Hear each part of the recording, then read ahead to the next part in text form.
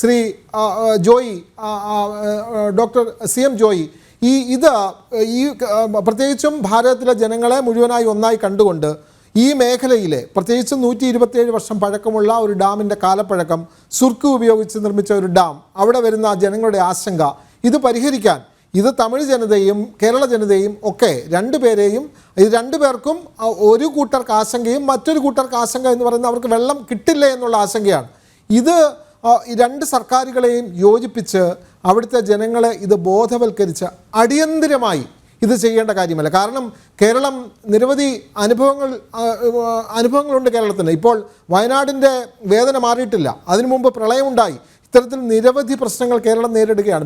ദൈവത്തിൻ്റെ സ്വന്തം നാടെന്ന് പറഞ്ഞു നിൽക്കുന്ന കേരളമാണ് ഇതൊക്കെ അനുഭവിക്കുന്നത്. അപ്പോൾ അടിയന്തിരമായി സർക്കാർ ചെയ്യേണ്ടത് തമിഴ്നാട്ടിലെ സർക്കാരിനെ ബോധ്യപ്പെടുത്തി, അവിടുത്തെ ജനങ്ങളെ ബോധ്യപ്പെടുത്തി ഇതിൻ്റെ സുരക്ഷയ്ക്ക് ആവശ്യമായ നടപടി കേരളത്തിൻ്റെ ഭാഗത്തു നിന്നുണ്ടാവുക, അതിന് കേന്ദ്ര സർക്കാരിനെ കൂടി ഉൾപ്പെടുത്തി സുപ്രീം കോടതിയിൽ കൃത്യമായി നിയമപരമായ സമീപനങ്ങളുണ്ടായി ഒരു നീക്കം കേരള സർക്കാരിൻ്റെ ഭാഗത്തു നിന്ന് തന്നെയല്ലേ ഉണ്ടാവേണ്ടത്?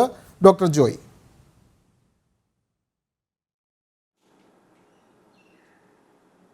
തീർച്ചയായിട്ടും കേരള സർക്കാർ തന്നെ മുൻകൈ എടുക്കണം. കാരണം ഇത് നമുക്കാണ് പ്രശ്നം. അവിടെ ഇപ്പോൾ വെള്ളം കൊടുക്കാതിരിക്കുന്നില്ല നമ്മൾ. അപ്പോൾ അതുകൊണ്ട് അവിടെ കൃഷി നടന്നുകൊണ്ടിരിക്കും. നമ്മളെ സംബന്ധിച്ചിടത്തോളം നമ്മുടെ ആശങ്ക മാറണം. നമുക്കൊരിക്കലും ഭൂമിക്കുലുക്കം ഉണ്ടാകില്ല എന്നൊന്നും പ്രവചിക്കാൻ പറ്റില്ല. ഭൂമിക്കുലുക്കമല്ല, ഇവിടെ സുനാമി ഉണ്ടായിട്ട് പോലും പല ശാസ്ത്രജ്ഞന്മാരും കേരളത്തിലോ അല്ലെങ്കിൽ ഇന്ത്യയിലോ ഒന്നും സുനാമി ഉണ്ടായിട്ടില്ല ഇതുവരെയും.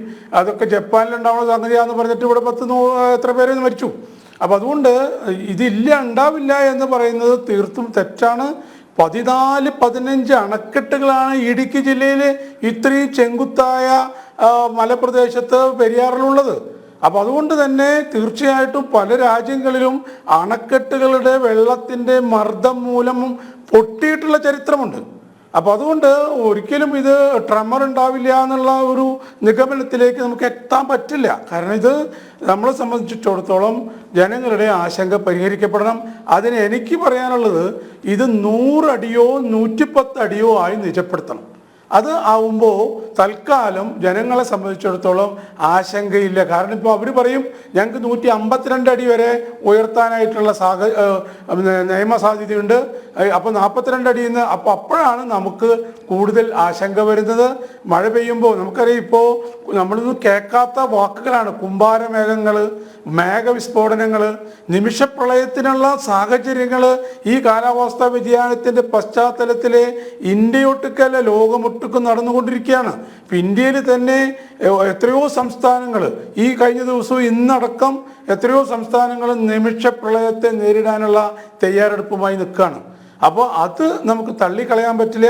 അപ്പോൾ അതുകൊണ്ട് തന്നെ മുല്ലപ്പെരിയാർ പോലൊരു ഡാം നിറഞ്ഞു കവിഞ്ഞ് ഒഴുകുന്ന ഒരു സാഹചര്യം ഉണ്ടാവുകയും അതൊരു അപകടത്തിലേക്ക് നീക്കുകയും ചെയ്യുന്ന ഒരു സാഹചര്യം ഉണ്ടാവാൻ പറ്റില്ല.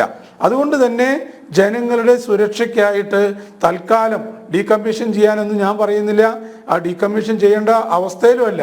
ചിലപ്പോൾ ഡാം സാധാരണ ഇപ്പോൾ ത്രിവിക്രമ സാർ പറഞ്ഞതുപോലെ ചില സാഹചര്യങ്ങളുണ്ട്. ഇവിടെ അങ്ങനെ മൊത്തമായി ചോർന്നൊലിച്ച് തീരെ വെള്ളമില്ലാത്ത ഒരവസ്ഥ വരുന്ന സാഹചര്യത്തിൽ അങ്ങനെ ചെയ്യേണ്ടി വരും. പക്ഷെ ഇപ്പോൾ നമുക്ക് അങ്ങനെ പറയാൻ പറ്റില്ല. പക്ഷേ ജനങ്ങളുടെ സുരക്ഷയ്ക്കായിട്ട് 100 അടിയോ 110 അടിയോ പിന്നെ ഏതെങ്കിലും തരത്തിൽ വേറെ വെള്ളം കൊടുക്കണം. ഇനി ഇതിൽ നിന്ന് വെള്ളം കിട്ടാൻ ബുദ്ധിമുട്ടുണ്ട്, അത്ര ആക്കിയാൽ എന്നുള്ള ഒരു ആശങ്ക തമിഴ്നാടിനുണ്ടെങ്കിൽ നമ്മൾ അതൊക്കെയാണ് ചർച്ച ചെയ്യേണ്ടത്. നമുക്ക് ഏത് വഴിക്ക് വെള്ളം കൊടുക്കാൻ പറ്റും, ഏത് വഴിക്ക് നിങ്ങൾ തരേണ്ട വെള്ളം ഞങ്ങൾക്ക് തരാൻ പറ്റും, ഇതാണ് ചർച്ച ചെയ്യേണ്ടത്. എത്രയോ വർഷമായിട്ട് ഈ പറയുന്ന ശിരുവാണി കരാർ വഴിയും അതുപോലെ തന്നെ മറ്റേ പറമ്പിക്കൊള്ളാളിയാർ വഴിയൊക്കെ കിട്ടേണ്ട വെള്ളം നമുക്ക് കിട്ടിയിട്ടില്ല. അതൊക്കെ തുറന്ന് സംസാരിക്കണം. ഇതുകൂടി അതിൽ കൂടെ വരണം. ഈ ആശങ്ക നമ്മൾ അറിയിക്കാൻ പറ്റണം. വെള്ളം താത്തി നിർത്തണം. അതെ, തീർച്ചയായും.